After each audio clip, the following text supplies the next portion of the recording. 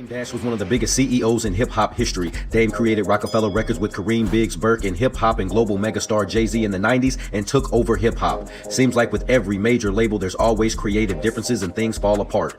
I put everything into Jay, you know what I'm saying? So we would battle, I would argue in the street all day. I knew Jay was the illest. Yeah. So for me, it was like, because people no one wanted to sign him, people said he rapped too fast, all kind of shit.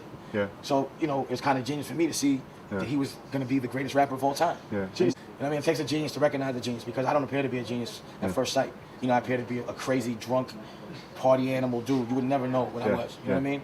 And it's funny, you know, it's just like a drunken monk, you know what I'm saying? Like, he looks drunk, but he's the nicest in karate type shit. It's like that. Yeah. But he saw it, and he believed in me. You know what I mean? Like, he virtually put his life in my hands. Yeah. You know what I mean? And just for him trusting me like that, you know, I love him forever for that. You know what I mean? Like, when people thought I was crazy, and when people were telling him, do not fuck with him, you know what I'm saying? Because through our whole relationship, people was like, why are you fucking with him? You know what I'm saying? I'm from Harlem, he's from Brooklyn. You know what I mean? Why you fuck with that dude? You know what I mean? And he's crazy, and he always maintained and still, you know, and look.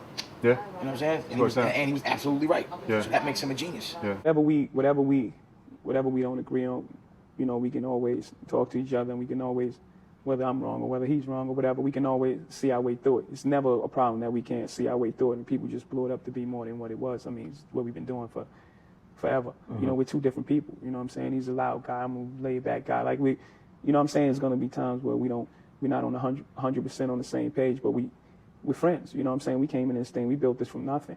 Nothing. Like, you know, taking our own records, getting them pressed up ourselves. So there's nothing that we can't see our way through. The loud flamboyance of Dame Dash wasn't always the way that the more laid-back Jay-Z wanted to run the company. If you notice, anytime that anybody has gotten into any kind of shit around Jay, he's like, all right, they gotta go. They know it's the world over. He's gonna cut you off. You're too vocal, whatever you're doing that's not making sense, and it's not moving this brand forward, and you're moving this brand backwards, because Jay-Z wanted to ascend to that business mogul. He wanted to be looked at as the business print of that corporation. And then Dame didn't want to do that. Not only that, they fought over women. Jay-Z and Dame Dash often competed over women. Now, Choke, here's the question. We want to put respect on the memory of Aaliyah, but did Dame take Aaliyah from Jay-Z? How'd that thing go down? He went behind his back and hollered at her. Why would you be hollering at his broad anyway? Right. So now, who was Aaliyah with first? Was she with Dame first, or was she with Jay first? She was with Jay first. We all know that. Come on, man. Stop. When Dame took Aaliyah from Jay-Z, it caused even more tension between the two of them. You told the story about the secret meetings and stuff like that. He didn't necessarily appreciate not being there. Yeah. Because he wanted him out. Fucking wait, I want to know. I seen all of y'all yesterday. Why nobody told me about a marketing plan about Jay-Z? This is not your fucking artist. Y'all don't do nothing for Jay-Z without me. What the fuck? That's why y'all trying to make this like, oh, that's also, y'all the ones promoting me and him got a beef too? Because we don't. How y'all got a meeting about Jay without me? How y'all make any decisions about Jay without me? Man, because I fucked with Dame. He was my guy. And it hurt me to see you just didn't see what was going on. And I was trying to tell him. With the industry doors closed and the bridges burnt, I saw that. About Jay without me. How y'all make any decisions about Jay without me? Huh, John? Damon, how you gonna have a problem with me? Because I'm asking you because you here on Jay's behalf. I bet you Jay don't know I wasn't invited. I bet you that. You know what I'm saying? Like, he would never do that. But he did things that I thought he would never do. You know what I'm saying? Like, he would never do that. But he did things that I thought he would never do. Trying to come at me, and it's like, my nigga, when it's over, niggas ain't gonna fuck with you. Niggas don't fuck with you now. Then, man, come on, my G. I was working at Roc-A-Fella for 4 years.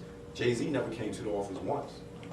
Now 4 years. So from the Blueprint 2 all the way up to the Black album, he never came in office. I used to see him go see Leo on them, but he would never come into the Roc-A-Fella office. You could see it, you know what I'm saying? Like, you know, if nigga come to the office 5 days a week, he wasn't digging how shit was being ran when he wasn't around.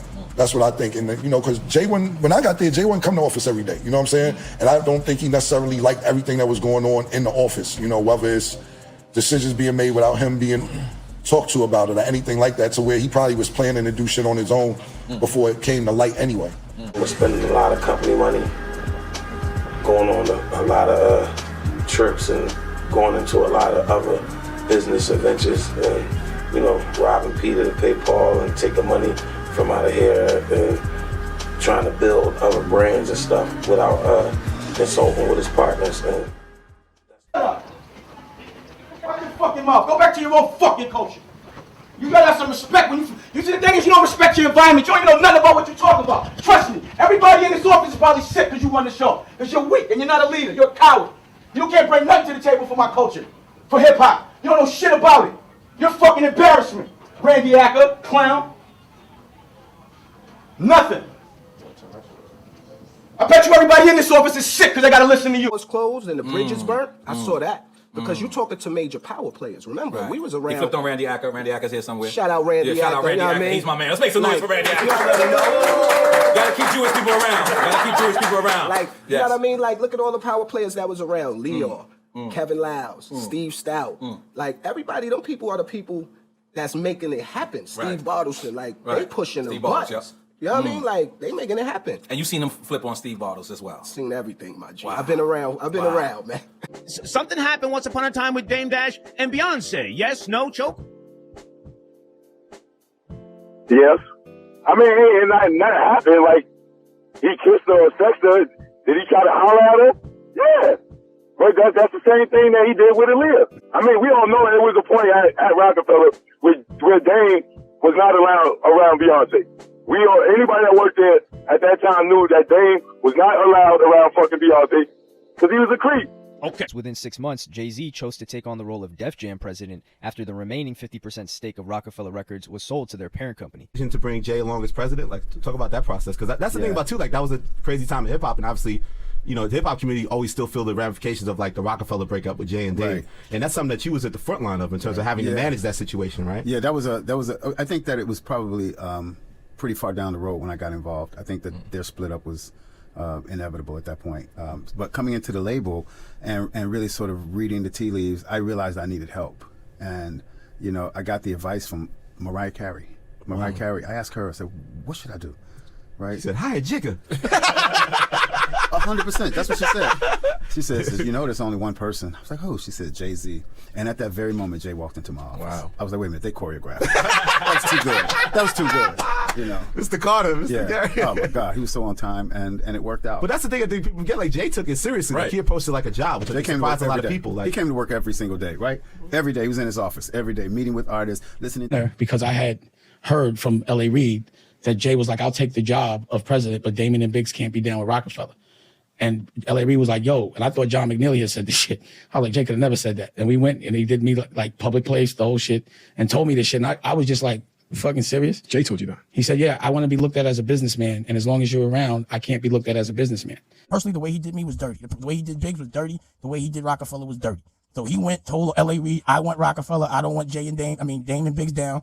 And we was like, damn, I'd have left. And when I had the conversation, I said, yo, I want to look at somebody else's. But Why I want you there? If I got a different partner now that's just as smart as you, just as savvy as you, he can run this shit top to bottom, and he doesn't want any kind of attention or limelight, or he don't want to stick in front of cameras and say, I'm the CEO, I'm the man, I'm this. Google OG1 and see how many pictures you can find of him. Then in the fall of 2005, Jay-Z bought out Dame Dash's share of Rocawear, the hip-hop clothing line that they had been raking in millions from, as an extension of the Roc-A-Fella brand. I sold Rocawear. You started Rocawear because Iceberg, right? Wouldn't give you We didn't money? sell it together. Well, so explain that, because it's a lot of misinformation about that. So we were about to sell it to Tommy Hilfiger for like, $450 million. I had got jumped in Paris during Fashion Week. That's where you got the scarf from, right? Yeah, but I caught wreck. And I got the film, I can show it to you. And Tommy is in my ear like, yo, I want to buy the company, blah, blah, blah. I'm like, yo, I got a concussion, man. It's loud. Let's talk later. But they did make the offer. So I'd have walked away with like $40 million. And when you put a company to get bought, there's due diligence that comes with it. So due diligence is lawyers that it costs like $1 million just to look through everything. We go through all of that. Right before we close, your man makes an announcement that he's launching another brand, S. Carter. So it devalued the brand, and they left. Tommy Hilfiger left. Yeah, because they were like, if Jay's not a part of it, we don't want it. So we taking losses there because we starting companies, and then we took the losses with the dress shirts. We had put the company up, and so now it's going down, and I'm arguing with them, and I'm like, yo, sell my interest, man. I just want to go. Soon as I leave, then Jay comes back, and he's like, man, I'm involved every day. And then they did whatever they did and sold the company without me. You understand what I'm saying? Like, then it got sold. I sold my piece first because I wanted to I'm not going to be a part of it. So at that point, I'm like, yo, every time we try to sell it, why the you keep doing that? Obviously, you don't want me to get no money. So I'm like, let me get away from it. You know what I'm saying? Because we was never going to sell it if I was there. Every time we be about to sell it, he would do that would devalue it, and it seemed like it was intentional. So I was just like, I started another block, bro. I don't know what, you know what I mean? Just go ahead. And then again, as you see, the minute I got in it, got sold. Then years later, on May 21st, 2009, Jay-Z bought back his own recording contract and record label from Def Jam Recordings for $5 million and would resign from his position as CEO of Def Jam Records sometime after that. Roc Nation, the new version of Roc-A-Fella that Jay created in 2008, brokered a dynamic $150 million distribution deal with the concert company Live Nation. But as we all know, Jay-Z went on to really live his lyrics when he once rhymed, "I'm not a businessman, I'm a businessman," as he entered the Billionaire Boys Club, I